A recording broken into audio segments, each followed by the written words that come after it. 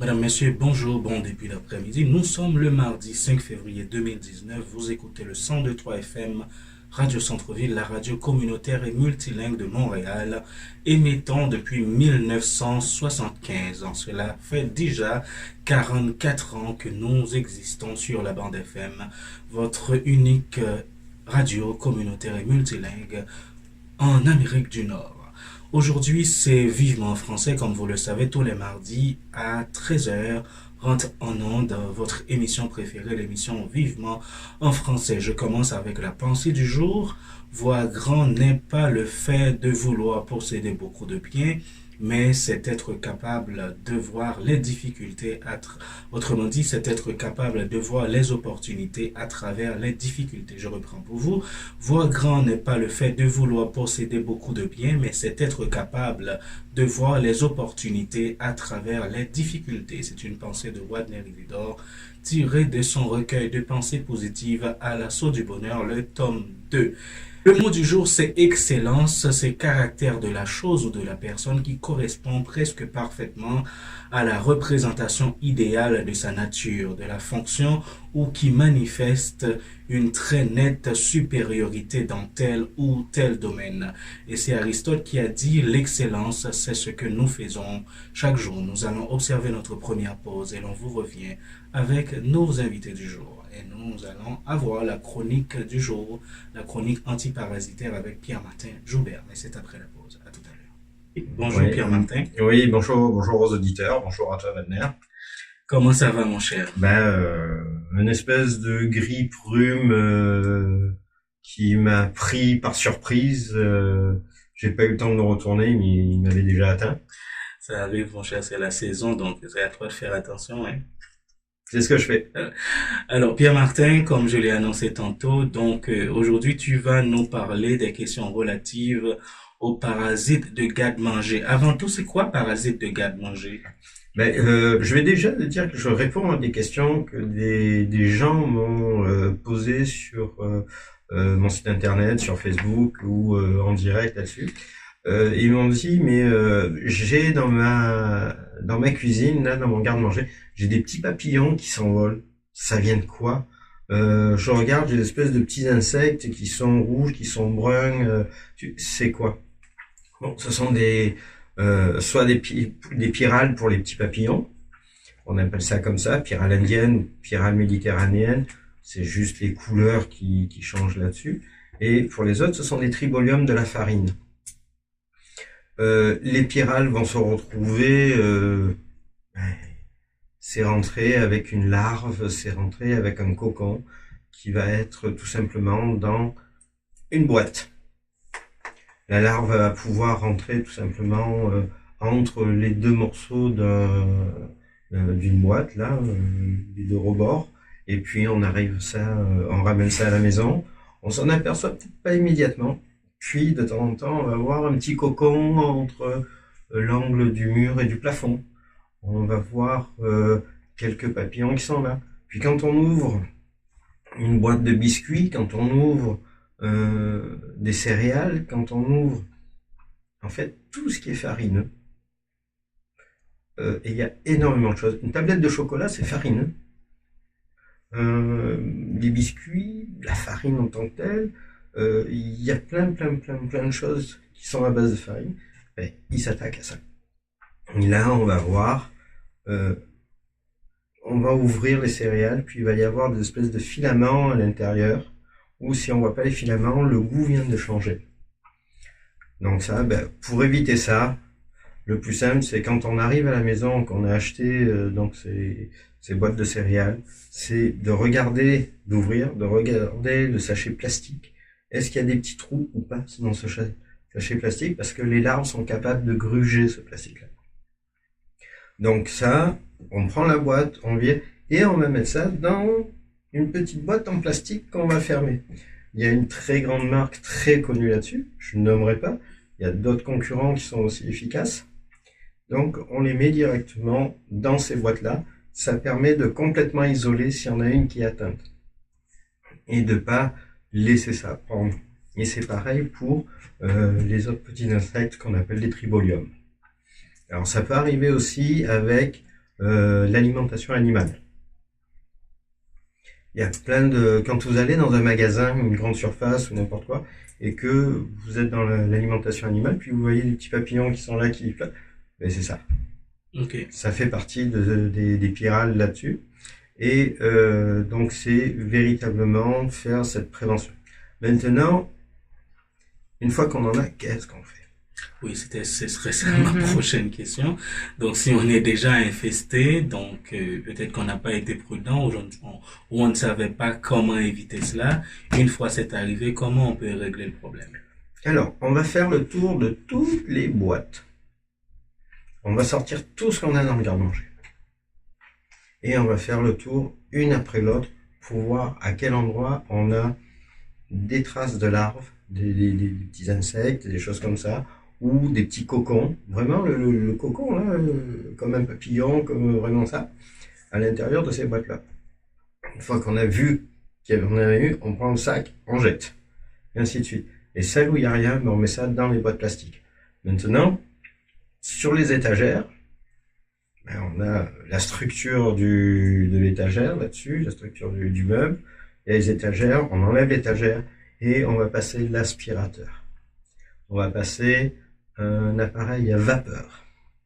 On va aller nettoyer savon, javel, etc. Et rincer. La javel n'est pas nettoyant, c'est un désinfectant. C'est vraiment pas pareil. Ou tout autre désinfectant là-dessus qui soit adapté. Donc, vraiment pour aller chercher les endroits.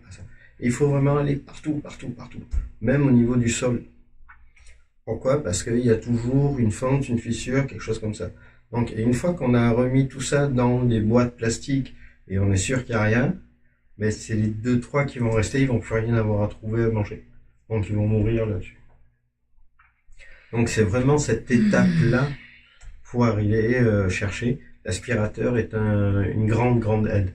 Et puis, il faut pas hésiter là-dessus quand on voit un cocon entre le plafond et l'angle mur-plafond, d'aller l'enlever et d'aller aspirer.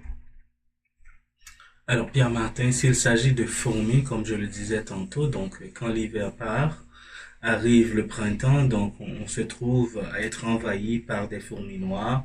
Comment est-ce qu'on peut régler le problème? Sans danger, je veux dire. Alors, tout dépend, en fait, quel type de fourmis on va avoir. Est-ce que ce sont des grosses fourmis? Chez nous, on appelle ça des fourmis fous. Je ne sais pas quel est le terme technique. Quel type de fourmis? Est-ce que c'est des petites fourmis de pavé? Est-ce que ce sont des fourmis gars de bois? Est-ce que ce sont des fourmis pharaons? Bon, la plupart du temps, on va partir des grandes généralités. On va avoir 2 types de fourmis. Ça va être la petite fourmi de pavé ou fourmi de sable, ou les fourmis gars de bois parce qu'elles cherchent justement un endroit où s'installer ou faire un nid supplémentaire, un nid de secours. Donc le meilleur moyen, c'est de leur donner à manger. Alors il y a des recettes là-dessus que les gens pourront me demander, mais qui sont à base de choses complètement inoffensives pour nous, puisque ces produits-là, on les utilise dans notre nourriture. Je parle de fécule de maïs, je parle de sucre glace, je parle de pâte chocolatée, d'autres choses qui sont... Comme cannelle aussi? J'ai beaucoup plus de résultats, moi, avec de la fécule de maïs, mélange de fécule de maïs, d'acide borique, considéré comme produit naturel, mélangé avec du sucre glace. On leur donne à manger ceci, il y a un autre gel là-dessus. Il faut leur offrir une variété de nourriture.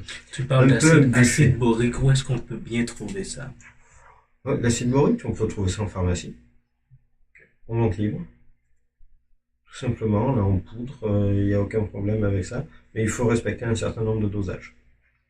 Okay. Donc, pour ça, ils vont m'appeler. Si c'est trop, ça peut être dangereux pour nous? Non, pas du tout. C'est tout simplement que ça va être trop efficace.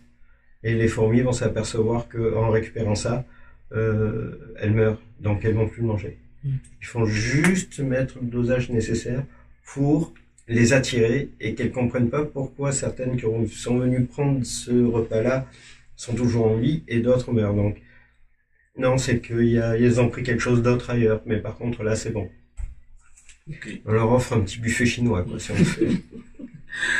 Alors, Bien Martin, parlons d'un événement qui est tout à fait d'actualité. Cette semaine, dans les différents médias, on parle de congédiement de Louis Robert, qui est agronome et ex-employé de MAPAC.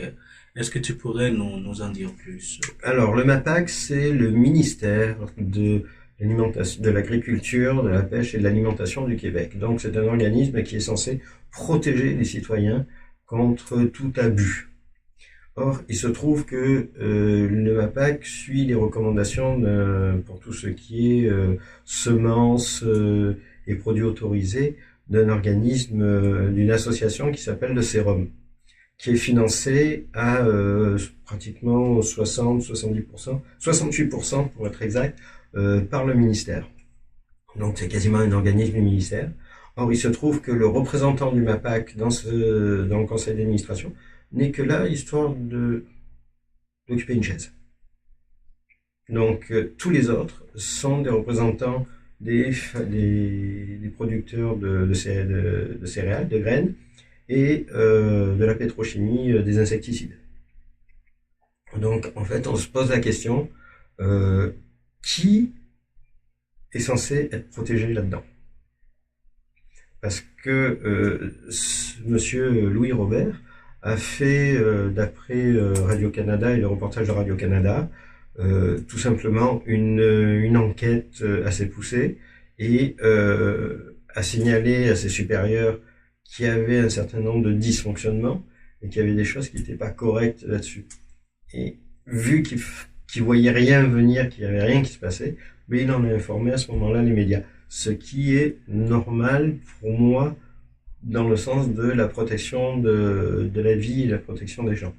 Alors, on trouve qu'il a dépassé ses limites. Alors, s'il a informé ses supérieurs et qu'il n'y a pas réponse, il ne devrait pas informer les médias. Était-ce un dossier confidentiel ou? On ne peut pas dire, à mon avis, quand il s'agit de la santé des gens, que le dossier doit être confidentiel. À ce moment-là, ou alors on considère que la santé des gens n'en a rien à faire. Donc ça va un peu à l'encontre de la mission du MAPAC. Le MAPAC va venir dans un restaurant, va dire oh ça, il y a un petit peu de gras là, je vous ferme pendant 3 jours. Alors que là, c'est des poisons qui sont mis sur les graines, c'est des graines OGM qui sont autorisées à être vendues sur la place ou à être utilisées pour faire des céréales que les gens vont manger, c'est quand même assez important. Or, moi, je vais un petit peu plus loin là-dessus. Toutes ces graines et le sérum et compagnie, là, se basent aussi sur les accords, les autorisations qui sont faites par Santé Canada et l'ARLA, qui est l'agence de réglementation des luttes antiparasitaires, par rapport aux produits qui sont utilisés. Donc, si Santé Canada a autorisé un certain nombre de pesticides qui sont nocifs, est-ce que Santé Canada n'est pas aussi piraté par ces entreprises internationales? C'est une question là-dessus. Qui défend qui? Est-ce que nous sommes vraiment défendus et protégés par le système gouvernemental? Alors, si je comprends bien, donc lui, Robert a essayé d'alerter le public et là, il est congédié parce que normalement, il met en jeu l'intérêt des multinationales. Exactement. Ok. Et puis ça va même plus loin puisque on a différents dossiers là-dessus. On a une chercheuse qui a subi des pressions. C'est Radio-Canada qui le signale. Une chercheuse a même subi des pressions sur son cellulaire personnel de la part d'une multinationale vendeuse de pesticides qui avait été mystérieusement informée de ses recherches et de son numéro de téléphone. Ça va loin. Ça va très très très loin. Et on leur a demandé, sur d'autres chercheurs, contre l'avis du chercheur, la direction a forcé à endosser une présentation dont les résultats partiels entraient en contradiction directe avec la conclusion finale d'un projet en entomologie, c'est l'étude des insectes. C'est l'extrait de la note ministérielle du MAPAC. Donc en fait, le directeur du sérum à l'heure actuelle, le président du sérum, s'est opposé tout simplement à l'interdiction des pesticides qui tuent les abeilles. Alors, la réflexion, Pierre Martin, nous payons des gens qui ne défendent pas nos intérêts. Qui sont Parce bloqués. qu'il faut dire que dans la fonction publique, les gens sont payés à même les taxes des gens, taxes et impôts des gens, donc nous y compris. Mhm. Et ces gens-là ne défendent pas notre intérêt, ils défendent l'intérêt des multinationales qui, par ricochet, mettent des cochonneries, autrement dit des produits dangereux dans les produits qu'on consomme. Et on sait que ici, on est rongé par un fléau mondial qui s'appelle le cancer, où on dit même que 30% de décès au Québec, c'est à cause du cancer par année. Et on sait les conséquences des OGM, de ces organiques non génétiquement modifiables.